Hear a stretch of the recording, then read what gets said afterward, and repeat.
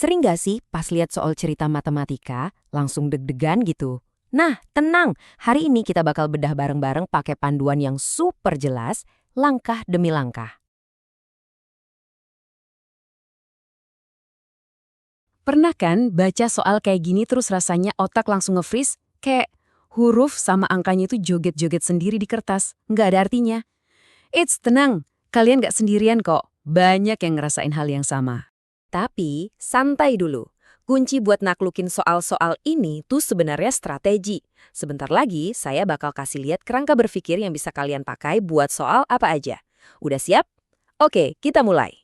Oke, pertama-tama kita masuk ke dunia aljabar. Ini tuh bukan cuma soal X dan Y yang bikin pusing, tapi beneran alat yang berguna banget buat masalah sehari-hari. Contohnya, ya kayak belanja di koperasi sekolah ini.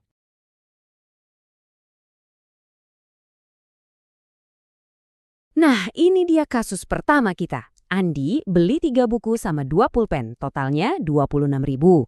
Terus Budi beli 2 buku sama 1 pulpen, harganya 16.000. Pertanyaannya, Cici mau beli 4 buku dan 3 pulpen, dia harus bayar berapa? Kelihatannya ribet ya, tapi ayo kita pecah-pecah dulu informasinya. Ini dia peta jalan kita, teman-teman. Kita bakal ubah cerita tadi jadi bahasa matematika. Pertama, tentuin variabelnya. Terus kita bikin persamaannya. Habis itu kita selesaiin buat cari harga satuannya, dan terakhir tinggal hitung belanjaan Cici. Gampang kan kalau diurutin gini? Oke, mari kita terjemahin. Anggap aja harga buku itu X dan harga pulpen itu Y. Nah, belanjaan Andi bisa kita tulis jadi 3X plus 2Y sama dengan 26.000. Kalau belanjaan Budi jadinya 2X plus Y sama dengan 16.000. Tuh kan, cerita yang panjang tadi sekarang jadi dua persamaan yang jauh lebih simpel. Sekarang, saatnya kita jadi detektif. Dari persamaan kedua, kita bisa otak-atik jadi Y sama dengan 16.000 min 2X. Nah, nilai Y ini kita masukin ke persamaan pertama, buat nemuin X. Setelah dihitung-hitung, ketemu deh, harga satu buku, X, ternyata Rp6.000, dan harga satu pulpen, Y, itu Rp4.000.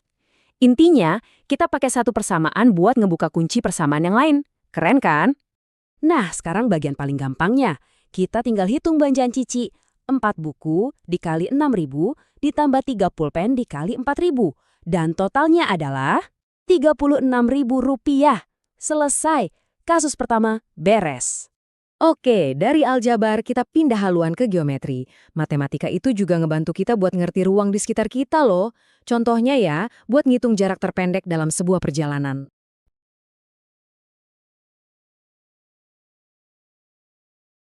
Coba bayangin perjalanannya. Kapalnya maju ke atas, terus belok ke kanan. Pertanyaannya, berapa sih jarak lurusnya dari titik awal langsung ke titik akhir? Ini nih masalah klasik banget di dunia navigasi. Dan ini dia kuncinya. Perjalanan ke utara dan ke timur itu kan membentuk dua sisi dari sebuah segitiga siku-siku. Nah, jarak terpendek yang kita cari itu adalah sisi miringnya. Artinya, kita bisa panggil teman lama kita, Teorema Pythagoras. Rumusnya simple banget. A kuadrat ditambah B kuadrat sama dengan C kuadrat. Langsung aja kita masukin angkanya. 12 kuadrat ditambah 9 kuadrat. Jadinya 144 ditambah 81. Totalnya 225. Langkah terakhir kita tinggal cari akar kuadrat dari 225, yaitu 15. Jadi jarak terpendek kapalnya adalah 15 km. Jauh lebih hemat daripada harus muter 21 km kalau ngikutin rute awalnya. Oke, selanjutnya, kita lihat gimana matematika ngebantu kita buat ngobrol sama data dan probabilitas. Kemampuan ini penting banget loh buat ngambil keputusan yang cerdas.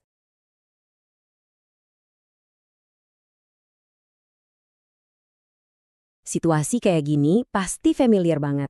Ada 20 siswa, nilai rata-ratanya 75. Terus, datang lagi 5 siswa susulan, rata-ratanya 80. Pertanyaannya, rata-rata gabungan satu kelas sekarang jadi berapa ya? Yuk kita cari tahu. Langkah pertama, kita petain dulu apa yang kita tahu. Ada kelompok 1, isinya 20 siswa dengan rata-rata 75. Terus ada kelompok 2, isinya 5 siswa dengan rata-rata 80. Oke, datanya jelas ya. Rumusnya tuh logis banget sebenarnya. Kita tinggal jumlahin total nilai dari dua kelompok tani, terus dibagi sama jumlah total semua siswanya. Buat dapetin total nilai per kelompok, ya tinggal kita kaliin aja jumlah siswa sama nilai rata-ratanya. Nah, setelah dihitung, yaitu 20 dikali 75, ditambah 5 dikali 80, terus semuanya dibagi 25, kita dapat angka akhirnya adalah 76.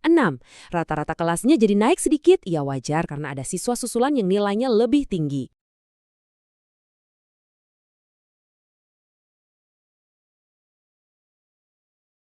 Sip, terakhir kita main-main sama peluang. Bayangin ada kantong, isinya 5 kelereng merah, 3 biru, sama 4 kuning. Totalnya ada 12 kelereng ya. Sekarang, kita mau uji beberapa pernyataan soal peluang ngambil satu kelereng secara acak. Yuk kita cek satu-satu. Peluang keambil merah?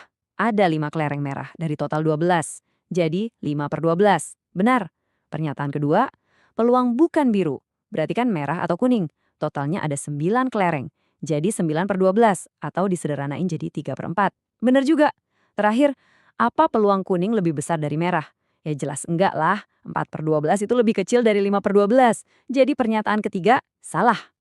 Nah, setelah kita bedah 3 jenis soal yang beda-beda tadi, kita bisa lihat kan, sebenarnya ada sebuah pola, sebuah strategi universal yang bisa kita pakai.